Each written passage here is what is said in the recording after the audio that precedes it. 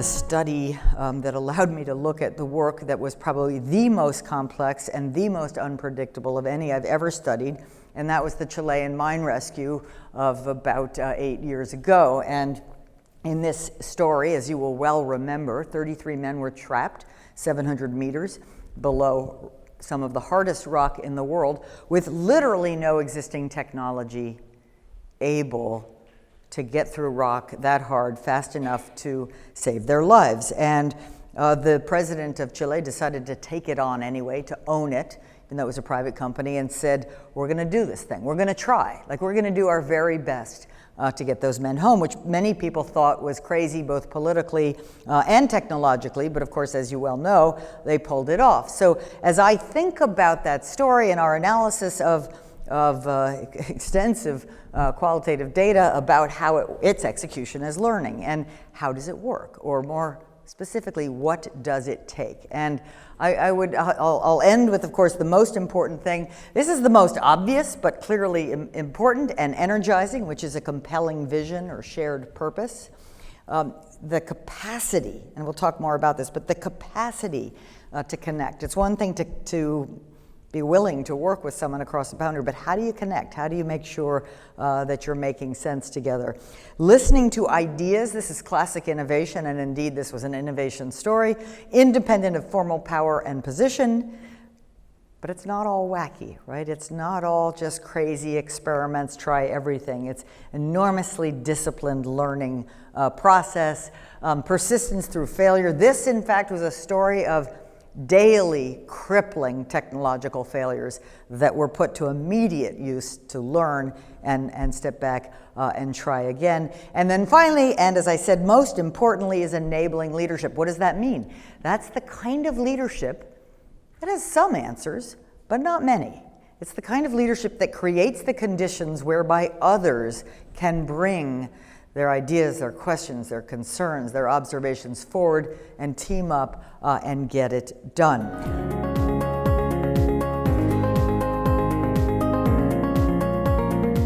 We're trying to understand were women having any drags on their productivity? And we had information on who they sought for advice and who were seeking whom for advice. And we took a look at men and women across all these organizations, and we found a very consistent trend. Women were more likely to be sought for advice, but were no more likely than men to seek advice. Therefore, that puts them at risk of collaborative overload. I'd like to introduce to you Paul Martin from Sony Pictures. Paul is the Chief Diversity Officer there. I've had the pleasure of seeing him present to some of my students this morning. I've also seen him in other contexts. They're doing some really interesting, innovative stuff. I focused on gender here, but Paul's dealing with all kinds of diversity in his organization. So let's talk about the existing rules of the game. I mean, my first mentor once told me is like, you can't run out on the football field with a baseball helmet and expect someone to throw you the ball. So the rules are in place, and these are what the rules are. So if our ultimate goal for diversity and inclusion is to have, a broad representation, especially at the higher levels of an organization or in decision making, in some kind of decision making authority, there is a path to that. And what we found is that networks play a critical role in terms of an individual's profile, not necessarily a predictor of talent or capability, but rather this perception, this image, because in our business, it's very much a relationship business.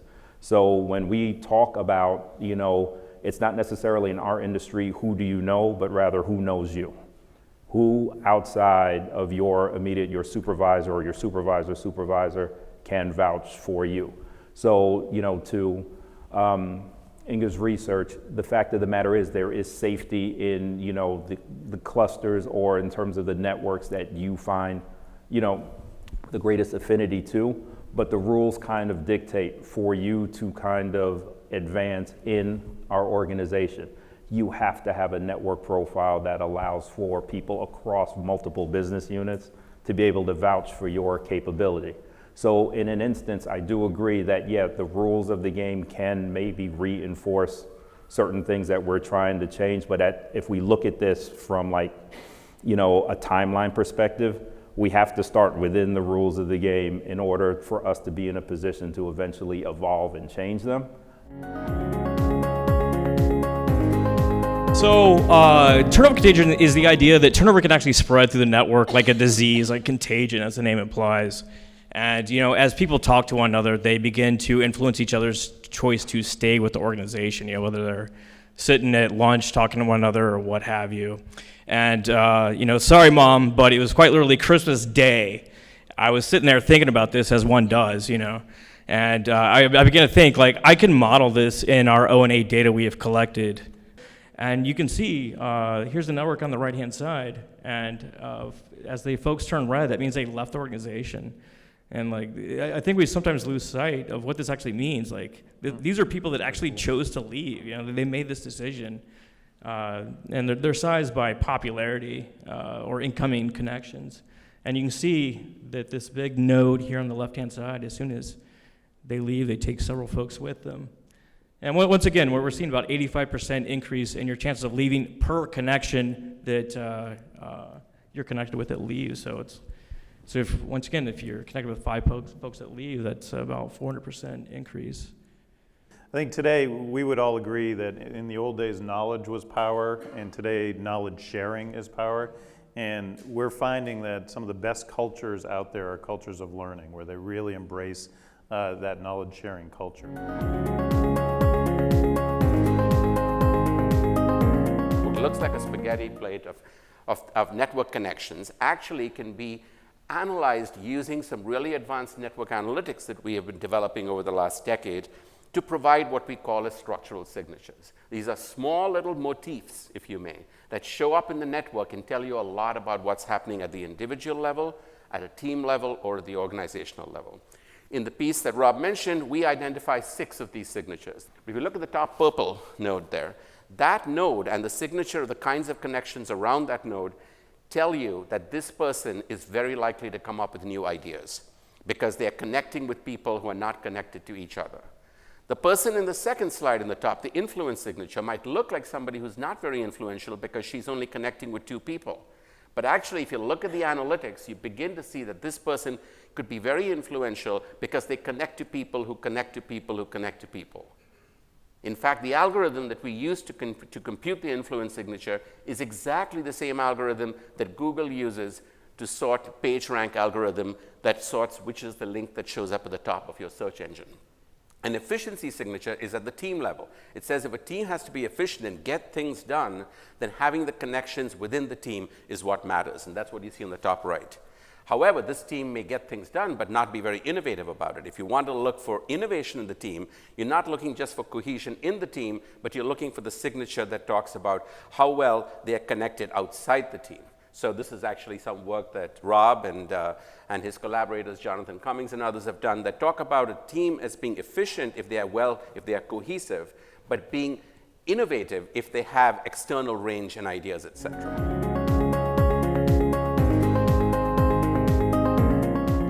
All right, so Rob had mentioned the idea of competence-based trust. This is the idea of how do you build within your team not just sort of the awareness of the capabilities, but the belief that somebody is competent in what they're doing and what they're supposed to be doing. So we talked to some people who said, well, we just take that as a baseline. Everybody's competent in their area. But we found that a lot of the leaders are being very purposeful about how they introduce people, how they connect people to each other, how they talk about people. They think about it for themselves, how they're presenting themselves to others. And the idea is that they want other people in the team to understand not just what that person's area of expertise supposedly is, but that they really do know what they're talking about and can provide answers to questions and can really help you in your situation. We talk about benevolence-based trust as well, and that's kind of that more common definition of trust. Somebody's got your back, somebody's going to support you, somebody's going to want your efforts to succeed in the team. And how do you build that kind of trust among people in the team? Getting them to feel that they can come to each other. Again, it contributes to that sense of psychological safety. How can I feel that I can be myself with you, that I can be vulnerable, that I can take interpersonal risks, How does a team leader facilitate that and build that on the team? Again, sometimes in teams of 30, 50 people. And they've come up with some really interesting strategies. And this last one, I don't even know if it's the correct name for it, this integrity-based trust. And this idea that you will do what you say you're going to do. And in the face of collaborative overload, that's a pretty tall order, right? We promise that we're going to do something, we say we're going to prioritize it, and then 3 days later we've completely forgotten about it and it's off the plate. But how do you build that among the members of your team? This sense that I can depend on you, that if you say you're going to do something, I can count on you to do that thing.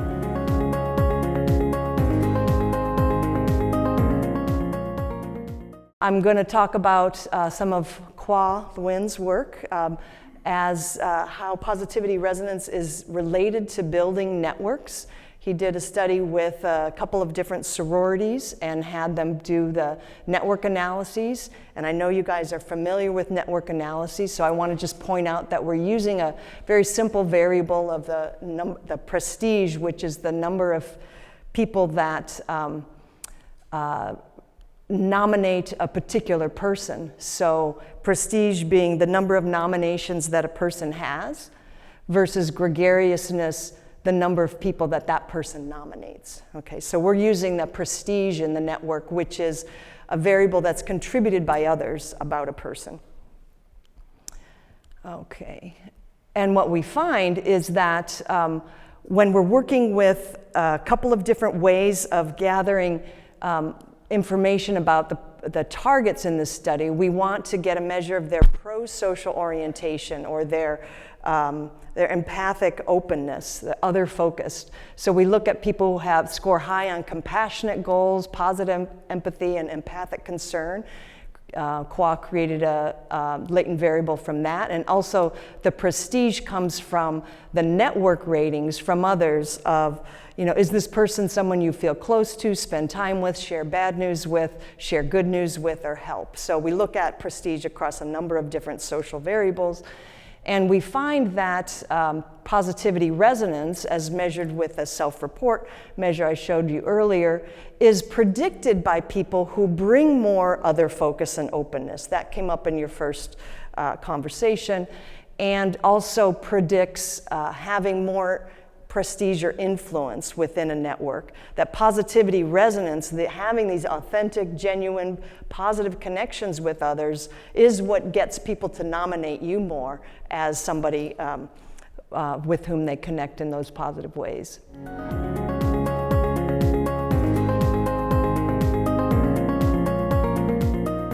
Line number 5, people need feedback. If you look at the brain on feedback, it has a neurological state of impairment, and yet we are forever telling people they need feedback in order to grow. But if you look at a brain growing is a brain receiving positive attention. Most feedback is, here's me, be like me. I've got my stuff sorted. You haven't. Let me give you my stuff. It doesn't work to provide growth, because actually what people need is attention. They need attention to, when you can share with somebody your experience of what didn't work, but keep it to your experience, you're helpful. But the most beautiful sort of attention in the world is attention to what really worked. And that is the fuel for growth. Work-life balance matters most. 3 things wrong with this: the word work, the word life, and the word balance. Other than that, pretty good. There's a bit of a category problem. Last time I checked, my life contains my work. I am theoretically working now. I don't feel dead. So therefore, anyway, you get the point. There are things in my life that lift me up, and there are things that pull me down. There are things at work that lift me up. And goodness me, I want to work for a company that cares what those are and wants more of them. And there are things at work that pull me down.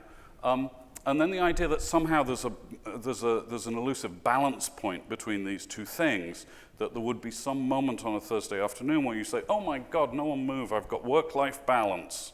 It's here, It's an aspiration for stasis, not an aspiration for growth. We should help people find love in what they do. That's a good aspiration. And we should help them find love in what they do, whether they're on the clock or off the clock. Last one, and this is, really a little bit of a rounding error at the end of the book here, but we thought we'd just point out in concluding that leadership isn't a thing. The funny thing about leadership is it shows up in lists. We like to write lists of the leadership-y things. You know what's on the list, right? By law, strategic thinking is always first. Then after that, you have some sort of operational stuff, you have some tactical stuff, we like the relationship things, and then sooner or later we have to say executive presence, because all leaders have executive presence, although if you say to somebody, oh, could you define that, please? Then it gets very interesting and muddy, but they all have it. So this is all very well until you look at actual leaders in the actual world. Leaders don't have all the things on the lists, but they do have spikes. They do have something that we hook onto as followers. And so the last truth here, we follow spikes. We follow we follow the magnificence of a person and forgive them their shortcomings until the shortcomings gets too large, at which point we stop following.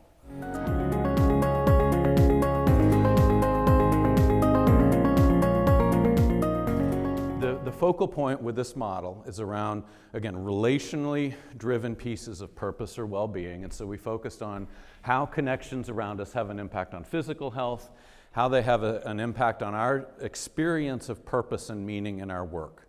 And so there's a ton of books out there right now that are geared towards, do you find meaning in work as if work is the thing that's generating it? And I am very confident that 50% or more is the nature of the interactions that we have around the work, right? And the way that we're kind of engaging in it that creates this sense of purpose. Places, very mundane things can create context of high purpose. And so we're interested in what does that. Third is how people experience growth. And not just growth from a professional standpoint in terms of new roles, but if there's kind of outside of work things that help them grow. And then fourth is on this idea of resilience. So I'm going to ask you, just to prime you a little bit as we go here, to kind of tell me in a minute, how do networks create resilience for people?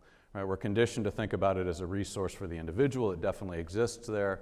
But it's also fundamentally embedded in the connections around us in ways that I think are a lot more subtle than our first reaction is.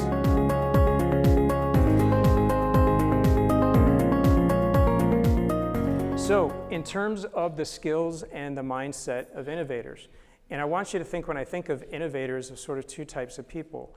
One person could be the person who's expert in design thinking and you strategically place in different parts of your organization. But also innovators are everyone within the organization who's going to participate on teams, right? And so part of what you could be thinking about is how do we train those experts, but also how do we get everyone else to a point where they understand and are fluent in some of the key skills so they can participate in teams and potentially even lead some smaller efforts on their own. The skills, I'll just sort of throw them out here, align with the modes of the design thinking framework. So the first one, around empathy, understanding other people, qualitative data, ability to use that, being able to then identify the best problems to solve and articulating those in a way that makes sense and that really capture the essence of what's important. Creative thinking is not just a matter of getting people together with a bunch of Post-its. There actually are very specific tools and techniques and ways to do this very well and ways not to. So that's part of the skill set. And experimentation. There are a lot of different ways, prototyping is one of them, but a lot of different ways to conduct these experiments in various ways that you can prototype. And then the final key one is, the big interesting problems that we have in organizations in society cannot be solved by one person, so it's really about collaboration. How do you effectively do this in a group? And diversity is king here, because having a variety of different perspectives is just going to bring a much richer set of understanding and also possibilities to it.